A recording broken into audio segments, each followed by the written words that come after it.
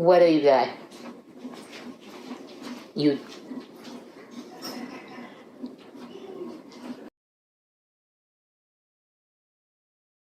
I was born 123rd Street between 2nd and 3rd Avenue. Okay? What'd you do for fun and stuff? Going to school, playing stickball with the kids in the street, skating, roller skating, playing baseball. And I used to stand on lines for Frank Sinatra. And I have two brothers, Carl and Freddie. They were the greatest brothers in the world. They really were. They were very good to me. They took me all over. My father used to do the same thing. It was great. He used to go to 42nd Street constantly, once a month. My brother Freddie was in the War Department in the Second World War. He worked in Washington. My brother Carl went right into the service.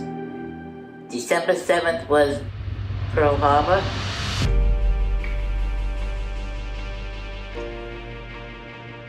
And he went in January into the war. Yeah. He was in Omaha Beach, June 6th. Then he went into the Battle of the Bulge, and he was walking towards enemy lines, and the American soldiers were about to shoot him. Because at that time, the bomb hit them, killed all his friends, and it just so happened it knocked him over a table, and that's what saved his life. But he didn't know where he was. But because he was an MP in the Army, and he also was a boxing instructor. He started fighting, I told you, in the church as just an introduction for the church to make money. And then before you know it, he went serious.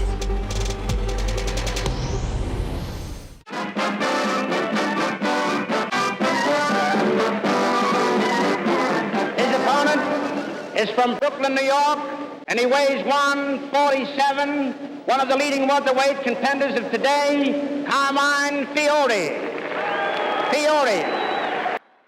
1941, everything was a shortage. There was a shortage of everything, right? And this was a war that we weren't prepared for. You couldn't get coffee, you couldn't get meat. There were stamps for everything. Food stamps for everything. Gas stamps to put on the window of your car. Every street had a guard with a blowhorn. You had to keep all your lights and windows closed, your blinds closed.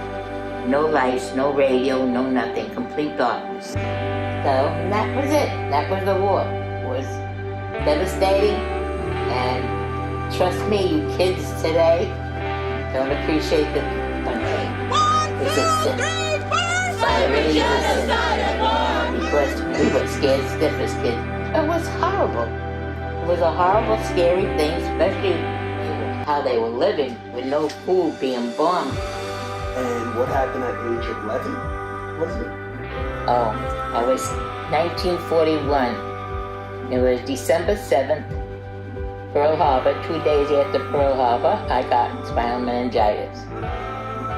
I had the last rites 3 times. In other words, you're dying, and the Catholic religion gives you the last rites before you die. They said I wasn't going to make it. They had all the antibiotics going to the boys overseas because December 7th was Pearl Harbor. And because I was a kid, they finally got it for me. And then I came out of it, but I had seen the Blessed Mother. So you died? Before I came out of the coma, I seen the Blessed Mother, and there were white steps, marble steps, and it was going up into, and at the top of the steps, I could see it just like yesterday. She was standing there all in white, with her arms like this, and she's looking down, and the nuns are bringing me up the steps to her. And I was crying that I wanted to go back. I didn't want to go with the nuns. I wanted to go home to my mother. We get to the top of the steps, and I'm there before her, and And she said, why was I crying? And I said, I want to go home to my mother. I don't want to come here. So she looked at the nuns and she said, this is not her time. He said, you have to take her back. So what happened was, my mother was friends with the priest in St. Helena's. He calls up St. Patrick's Cathedral. They came up, I remember when I was a kid, they came up with a priest from there, I don't know who the priest was, and they asked me what I saw and described everything that I saw. And I told them everything. I was 10 years old. So they wrote everything down, and they said they believed me because no kid at 10 years old would have made that up.